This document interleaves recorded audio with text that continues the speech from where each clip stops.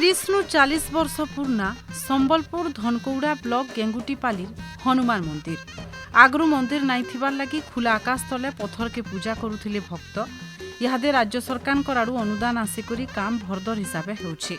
5टीआर नवीन ओडिशार अध्यक्ष श्री कार्तिक पांड्यान जेतेबेले संबलपुर जिला आसीथिले हनुमान मंदिर काम लगी मंदिर कमिटी आड़ू प्रस्ताव दिया हिथिला प्रस्ताव आधार ने गेंगुटीपाली हनुमान मंदिर लगी 7 लाख टंकार अनुदान मंजूर होइछे और काम होउछि। आज के कम से कम 30 ରୁ 40 वर्ष खंडे हो गला हमर ग्रामवासी और युवक मान प्रोत्साहन रे हनुमान मंदिर गोटे सामान्य गोटे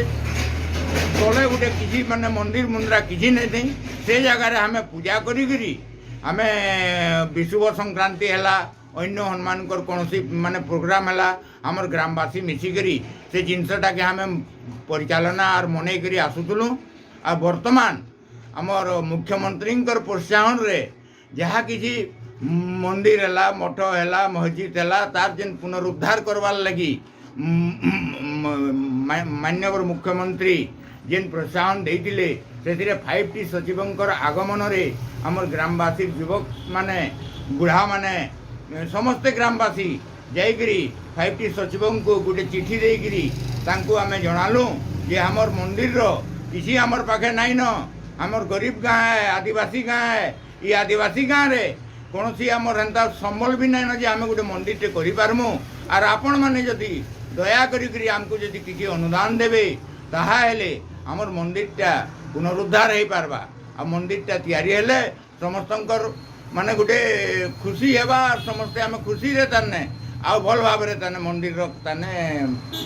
पूजा पर्व गुराक आम पालन करि पारमु बोली करी हमर माने तांको आम जणालु जणाला परे से ताने अनुमानिक 7 लाख टंका खंडे से ताने हमर अनुदान देले से अनुदान रु वर्तमान हमर हनुमान मंदिरटा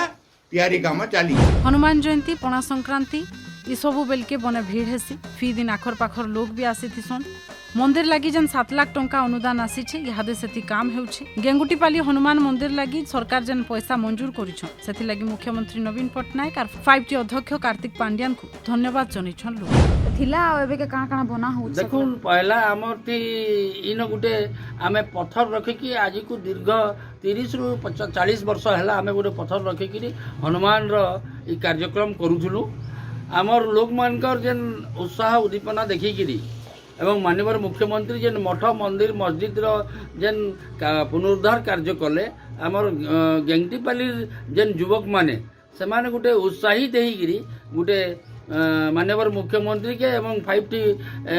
संबलपुर गस्त बल के आमे गुटे दरखास्त देलु जे आमर गुटे पुरना मंदिर अच्छे तार पुनरुद्धार करा जाओ बोली कि जेन 5टी अध्यक्ष संबलपुर गस्त आइथिले आमे तांको दरखास्त देला परे ए मंदिर को आमर